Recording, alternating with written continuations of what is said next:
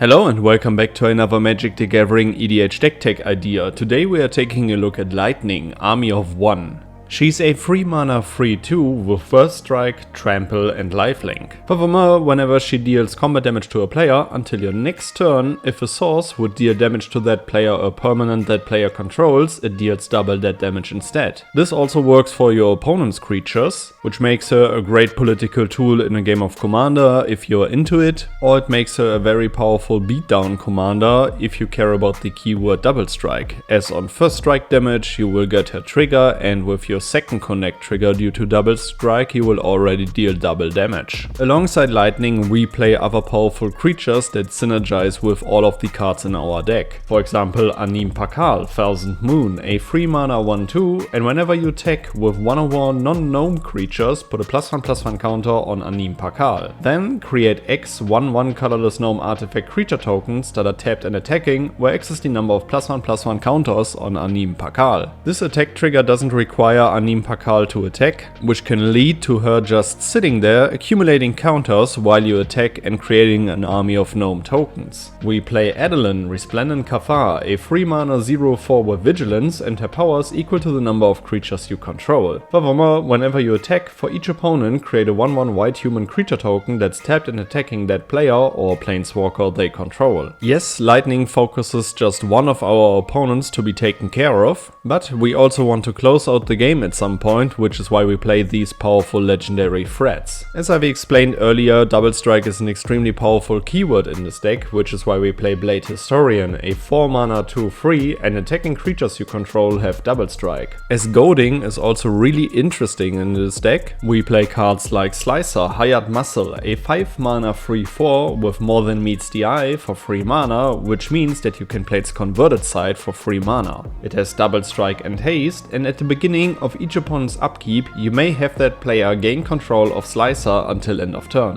If you do, untap Slicer, goad it, and it can't be sacrificed this turn. If you don't, convert it. Its converted side is Slicer, High Speed Antagonist, a 3/2 with Living Metal, First Strike, Haste, and whenever it deals combat damage to a player, convert it at the end of combat. When we play Slicer, we also play Alexios, Daimos of Cosmos, a 4 mana 4/4 with Trample, and it attacks each combat if able, can't be sacrificed, and can't attack its owner. Then, at the beginning of each player's upkeep, that player gains control of Alexios, untaps it, puts a +1/+1 counter on it, and it gains haste until end of turn. Especially a deck that cares about focusing one player, these cards can be game changing and will either get rid of a bunch of blockers on the battlefield or take your opponents out just by themselves. Let's stick to goading. We play Komainu Battle Armor, a 3 mana 2/2 with Menace, and equipped creature gets +2/+2 and has Menace, which is a nice additional keyword for Lightning. And whenever Komainu Battle Armor or equipped creature deals combat damage to a player, goad each creature that player controls. We are also taking a Voltron approach to Lightning, which is why we play cards like Excalibur, Sword of Eden, a 12 mana legendary artifact, and this spell costs X less to cast, where X is the total mana value of historic permanents you control. Equipped creature gets +10/+0 and Vigilance, which is another great keyword for Lightning, and you can equip a legendary creature for 2 mana. To insta-equip, we play Sigarda's Aid, a 1 mana enchantment, and you may cast aura and equipment spells as though they had flash. And whenever an equipment enters the battlefield under your control, you may attach it to target creature you control. Let's create a mana advantage with the Reaver Cleaver, a 3 mana equipment. An equipped creature gets +1/+1 and has trample, and whenever this creature deals combat damage to a player or planeswalker, create that many treasure tokens. We continue with Aetia and Priven, a 6 mana legendary artifact equipment, and equipped creature has base power and toughness XX, where X is your life total. It equips for 5 mana, but we got a bunch of instant speed equipment in this deck.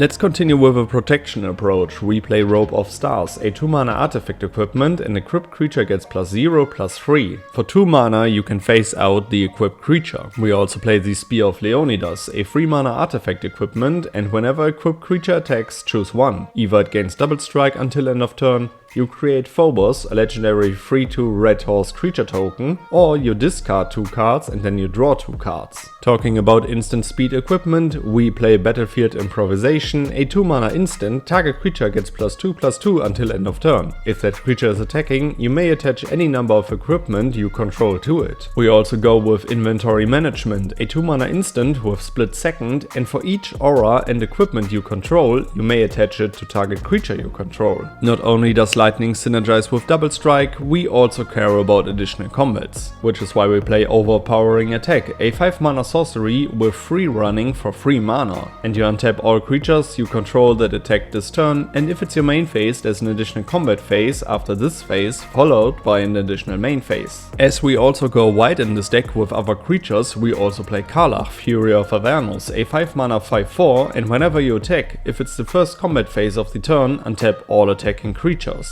They gain First Strike until end of turn, and after this phase there's an additional combat phase. We play Relentless Assault, a 4 mana sorcery, untap all creatures that attack this turn. After this main phase there's an additional combat phase, followed by an additional main phase. We play Full Throttle, a 6 mana sorcery. After this main phase there are 2 additional combat phases. At the beginning of each combat this turn, untap all creatures that attack this turn. I like Waves of Aggression, a 5 mana sorcery, untap all creatures that attack this turn. After this main phase there's an additional combat phase, followed by an additional main phase. I like it because it has Retrace, so you can cast it from your graveyard by discarding a land card in addition to its other costs. We play Seize the Day, a 4 mana sorcery, untap target creature. After this main phase there's an additional combat phase, followed by an additional main phase. And you can also flashback this card for 3 mana. Earlier you've seen that Goad is also a theme in this deck, which is why we also play Torn from the Rampart, a 5 mana sorcery. Goad all creatures your opponents control. Until your next turn those creatures can't block. And we also play Disrupt Decorum, a 4 mana sorcery. Goad all creatures you don't control. You want to win more? You get it. We play Promise of Loyalty, a 5 mana sorcery. Each player puts a vow counter on a creature they control and sacrifices the rest. Each of those creatures can't attack you or planeswalkers you control for as long as it has a vow counter on it. This powerful board wipe can clear the path for Lightning and also make sure that the remaining creatures have to attack a different player, maybe also the one that got hit by lightning. And then we also play Single Combat, a 5 mana sorcery. Each player chooses a creature or planeswalker they control, then sacrifices the rest.